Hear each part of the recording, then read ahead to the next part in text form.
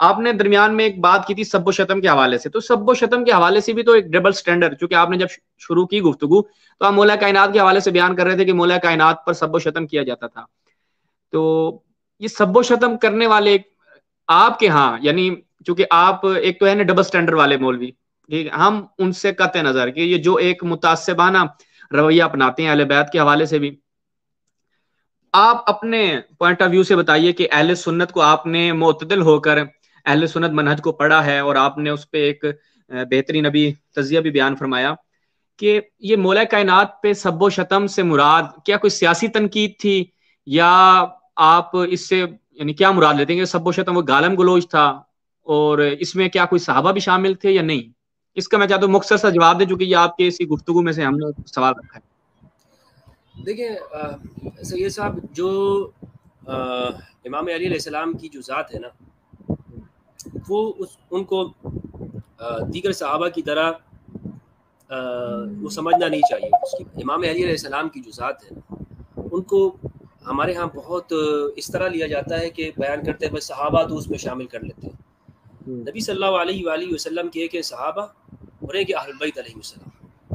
نبی صلی اللہ علیہ وآلہ وسلم نے ہمیشہ علی کو وہ یعنی جو مقام جو دیا ہے، جو قرآن اور جو نصوص سے ہمیں معلوم ہوتا ہے، وہ ایک انتہائی ممتاز مقام ہے. مستدرک کی کئی روایات ہیں کہ جس میں ہمیں معلوم ہوتا ہے کہ کچھ ایسے لوگ تھے کہ جو نبی صلی اللہ علیہ وآلہ وسلم کے دور میں بھی علی کی تنقیص کرتے تھے. اچھا. اور بریدہ اسلمی کی بھی روایت ہے جب وہ یمن سے آئے، اور خالد ابن ولید کی بھی. تو وہ کہتے ہیں کہ جب میں نبی صلی اللہ علیہ وآلہ وسلم کے سامنے علی کی شکایت کی جس میں سے توہین اور تنقیص معلوم ہو رہی تھی، تو نبی صلی اللہ علیہ وآلہ وسلم کا چہرہ وہ سرخ ہو گیا اور آپ نے فرمایا تم علی سے کیا چاہتے ہو؟ کیا چاہتے ہو؟ علی مجھ سے ہے اور میں علی سے ہوں. اور تو اس لیے ہمیشہ منع کیا، اور علی کا مقام اور اہمیت نبی صلی اللہ علیہ وآلہ وسلم نے ان کے سامنے رکھی، غدیر خم میں رکھی، دیگر مقامات کے اوپر، کہ علی کا میرے ساتھ کیا مقام اور درجہ ہے. اس لیے احمد بن حنبل کہتے ہیں کہ ہم صحابہ کے ساتھ علی کو برابر نہیں کرتے. یعنی ہم جب صحابہ کہتے ہیں تو صحابہ سے مراد دیگر افراد ہوتے ہیں، اور جب ہم اہل البیت کہتے ہیں تو اس سے مراد علی اور پھر یہ ذوات قدسیہ ہوتے ہیں. یہ اہل سنت کے اندر متقدمین کے ہاں یہ بات چلتی رہی ہے. اچھا، یہ جو لوگ تھے نا جو سب و شتم کرتے تھے، یہ روایت مسلم کے اندر موجود ہے. مسلم کے اندر یہ روایت ہے، میں اس کو شو کرتا ہوں بلکہ اس روایت کو، یہ 1229 ہے، سہل بن سعد، یہ 6229. اس میں آپ دیکھیں سہل بن سعد کہتے ہیں استعمل علی المدینہ رجل من آل مروان، مروانیوں میں سے ایک مدینہ پر حاکم ہوا، تو اس نے سہل بن سعد کو بلایا، اس نے کہا فامرہ ان یشتم علیا، علی کو تم گالی دو. فابا سہل نے انکار کیا. فقال اما اذا ابیت فقل لعن اللہ ابا التراب، تو اس مردود نے کہا کہ اگر تم یہ انکار کرتے ہو تو صرف اتنا کہہ دو کہ اللہ ابو تراب کے اوپر لعنت کرے. اچھا، کچھ لوگ یہ کہتے ہیں کہ یہ جو سب و شتم تھا نا، یہ صرف اتنا تھا کہ وہ لوگ ابو تراب کہا کرتے تھے. تو اس حدیث سے یہ معلوم ہوا کہ بھائی یہ صرف بات نہیں تھی، شتم بھی کرتے تھے اور ابو تراب و لعنت بھی کرتے تھے. تو لعن تان کے جو الفاظ ہمارے یہاں مروی ہیں نا محاورے میں، وہ یہی ہیں کہ وہ لوگ گالیاں بھی دیتے تھے، برا بھی کہتے تھے، سب و شتم کرتے تھے اور لعنت بھی کرتے تھے. یعنی وہ یہ کہتے تھے کہ اللہ لعنت کرے وغیرہ، اس طرح کے الفاظ وہ استعمال کرتے تھے. اچھا، دوسری میں آپ کو روایت بتاتا ہوں جو سعد بن ابی وقاص سے مروی ہے مسلم کے اندر.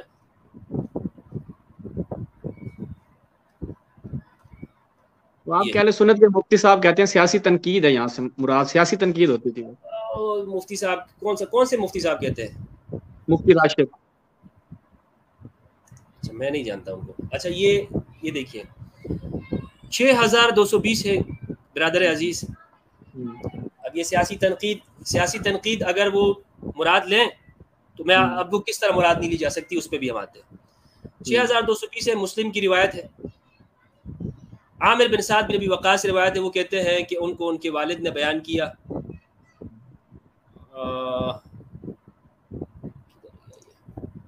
یہ رہا قال امر معاویہ بن ابی سفیان سعدا، معاویہ بن ابی سفیان نے سعد کو حکم دیا. اب یہاں بھی کچھ لوگ اس کا ترجمہ کرتے ہیں امیر بنایا.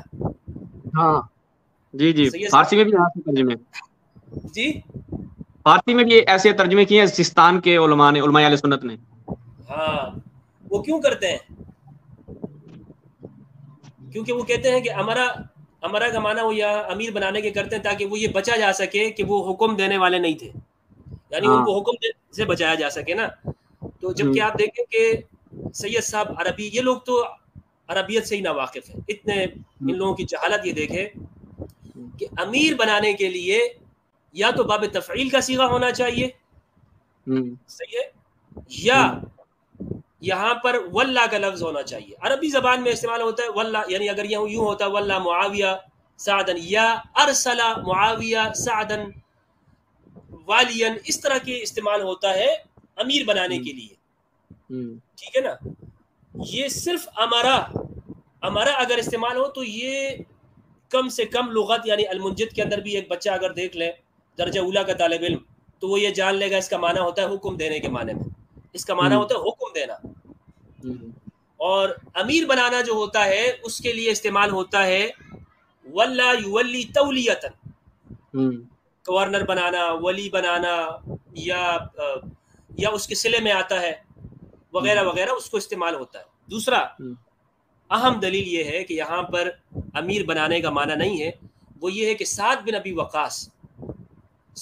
ابی وقاص اگرچہ وہ امام علی علیہ السلام کے ساتھ نہیں تھے، یعنی نہ جمل میں تھے نہ صفین میں، لیکن یہ بات یعنی محکم ہے، مدلل ہے یہ بات کہ سعد بن ابی وقاص کبھی بھی معاویہ بن ابی سفیان کے گورنر نہیں بنے، امیر نہیں بنے. کیا چیز پورے زمانے میں، یعنی کوئی اس چیز کو ثابت نہیں کر سکتا، بتا سکتا کہ انہوں نے عمارت قبول کی ہو مدینہ میں رہتے تھے سعد بن ابی وقاص، اور یہ اس زمانے کا واقعہ جب وہ معاویہ بن ابی سفیان وہ حج کے لیے مدینہ میں آئے تھے، یہ وہ اس زمانے کا واقعہ. اور عبداللہ ابن عمر بھی وہاں پر ان کو بلایا تھا اور ان کو وہ جو دھمکانے کا واقعہ بخاری کے اندر موجود ہے، اور ان سے کہا تھا کہ میں تمہارے باپ سے بہتر ہوں، وہ پوری روایت موجود ہے بخاری کے. اچھا تو یہ اس زمانے کا واقعہ ہے. اس میں دیکھیں مجھے پوری تاریخ سے سید صاحب کو یہ ثابت نہیں کر سکتا کہ سعد بن ابی وقاص ایک لمحے کے لیے بھی معاویہ بن ابی سفیان کی حکومت کے کارندے رہے ہوں، امیر رہے ہوں. تو یہ معنی کیسے کرتے ہو آپ کے امیر بنایا ہو؟ بھائی امیر بنا ہی نہیں ہے، ایسی ہی امیر بنا دیا. ثابت کرو آپ کہ وہ امیر تھے. نہیں ثابت کر سکتے آپ. جی ہاں بھائی کہاں کا بنایا امیر بھائی، بتائیں تو صحیح. آذربائیجان کا بنایا یا کس جگہ کا بنایا؟ بھائی بتاؤ تو صحیح، کہاں کا امیر بنایا؟ امیر نہیں بنا، امیر نہیں بنا. فقال، انہوں نے پوچھا ما منع کا ان تسب ابا تراب، کیا بات ہے کہ تم ابو تراب کو سب نہیں کرتے، گالیاں نہیں دیتے؟ فقال، اچھا ابن ماجہ میں غالباً لم ینل کا الفاظ ہے، نالا معاویہ، نالا کے الفاظ. ہاں نالا جو ہوتا ہے نا کسی کی عزت کے اوپر حملہ آور ہونے کے لیے استعمال ہوتا ہے، اور عربی میں اس کا کوئی اور معنی نہیں ہوتا، کوئی اور معنی نہیں ہوتا. جب وہ اچھا تو فقال، انہوں نے وجہ بیان کی کہ بھائی یہ وجہ ہے. تو اس لیے اس کی بہت سارے ایسی روایات موجود ہیں جس میں بنو امیہ کی طرف سے اس سلسلے کا آغاز کیا گیا، سب و شتم کیا جاتا ہے، اور یہ کوئی تاریخ کی باتیں نہیں ہیں، کوئی تاریخ کی باتیں نہیں ہیں اس میں، اور نہ ناراض ہونے کی اور خفا ہونے کی باتیں. بھائی ہماری کتابوں میں یہ چیزیں موجود ہیں، لہٰذا اس میں انہیں حق کو قبول کرنا چاہیے، اور بجائے تحریفات کرنے کی یا منہ چھپانے کے کہ بھائی ہمارے تو اصول ٹوٹتے ہیں، ہمارے تو اصول ٹوٹ جائیں گے، ہم کیا کریں گے، ہم جواب نہیں دے سکیں گے. یہ آپ کے اصول کوئی قرآن کے اصول تو ہے نہیں. قبول کر لینا چاہیے کہ لوگوں نے غلطیاں کی ہیں اس طرح سے. جی سب و شتم کرتے تھے سید صاحب. اچھا یعنی آپ کے نزدیک اچھا صحابہ شامل تھے سب و شتم میں؟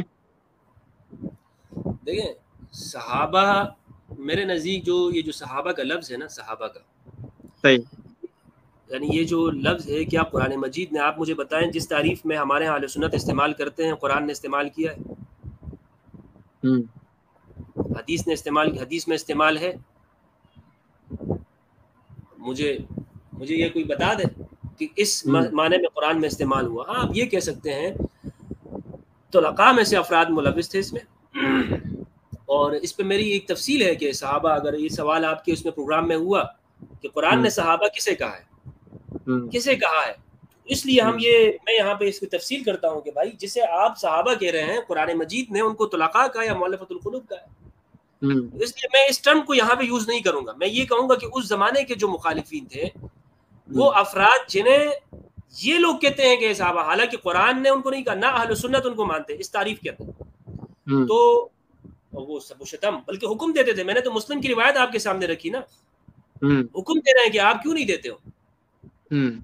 اور وہ آل مروان میں سے وہ بندہ ہے, مسلم کی روایت کی 6229 جو آگے جو یہ میں نے یہاں پہ لوگوں پیش کی, وہ سہل بن سعد کو کیا کہہ رہا ہے کہ تم گالی دو, شتم کرو, اگر شتم نہیں کرتے ہو تو پھر یہ کہو کہ لعن اللہ, لعنت کرو.